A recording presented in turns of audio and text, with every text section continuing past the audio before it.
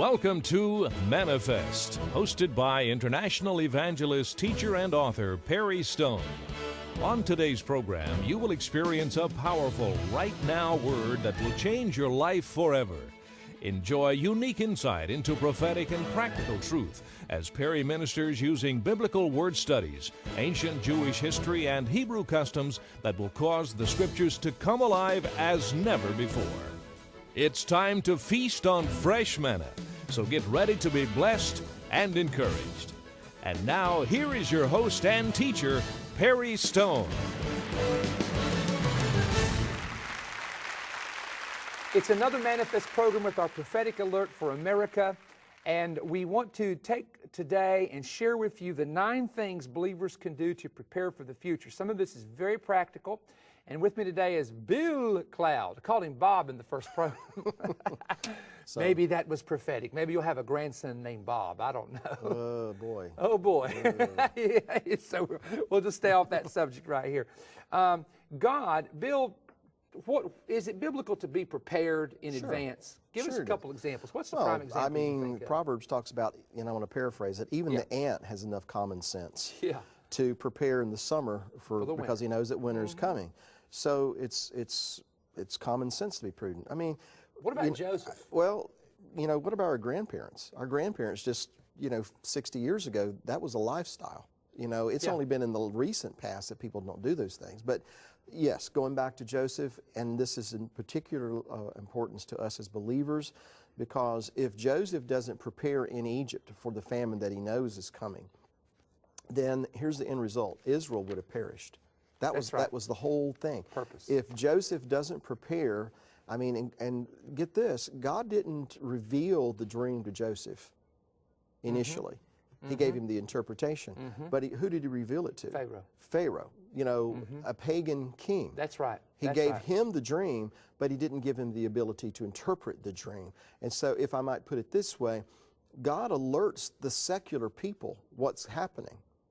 It's just they don't know how to discern, and they don't know how to interpret it. They don't know what to do with it. And God gives His people the discernment of knowing what to do with what the secular sources are saying. That's very good. So when we hear all these things in secular news about problems with bees and this and oil spills and all these things, droughts, floods, and people are going, what's going on? What's going on? Well, it's our responsibility as His people to bring forth an interpretation of what these things mean. So going back to Joseph, he interpreted the dreams to mean the famine's coming, and so God's giving us an opportunity to prepare for the famine.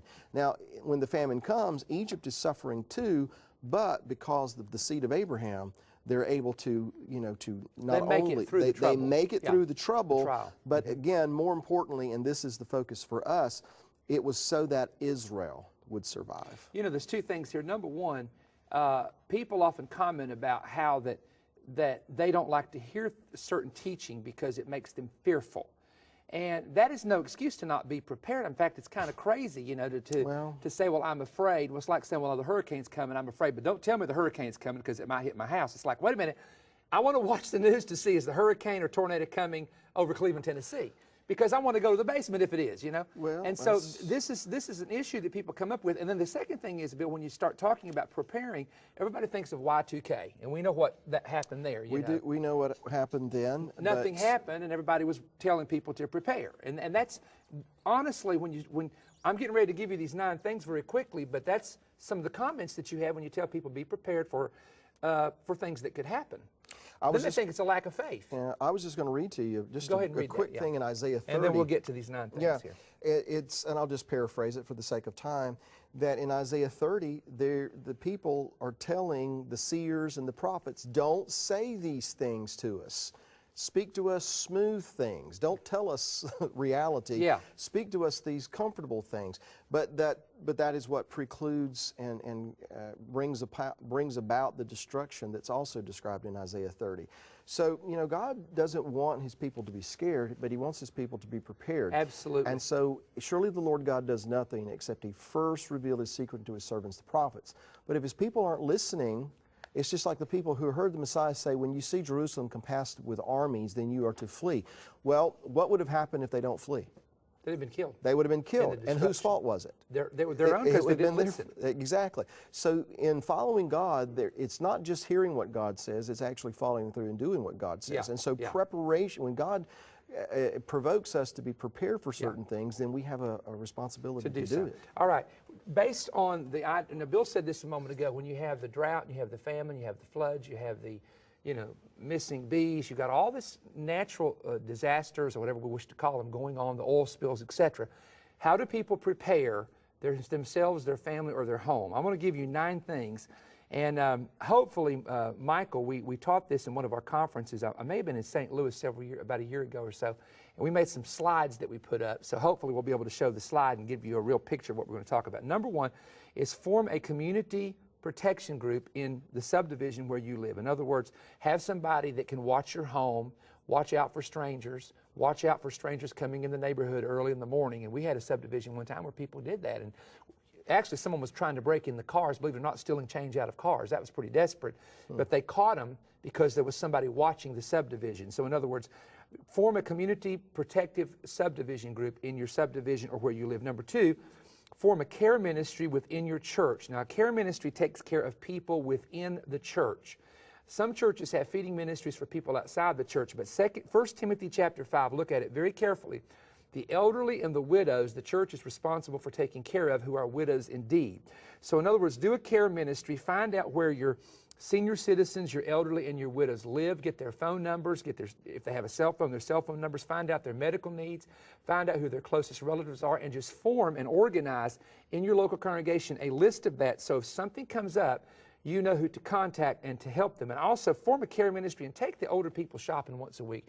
You know, the fellowship that they get with that, and some of them are not able to drive and get out like they used to, so that's a good thing to do. Number 3, form a feeding, clothing center within the church.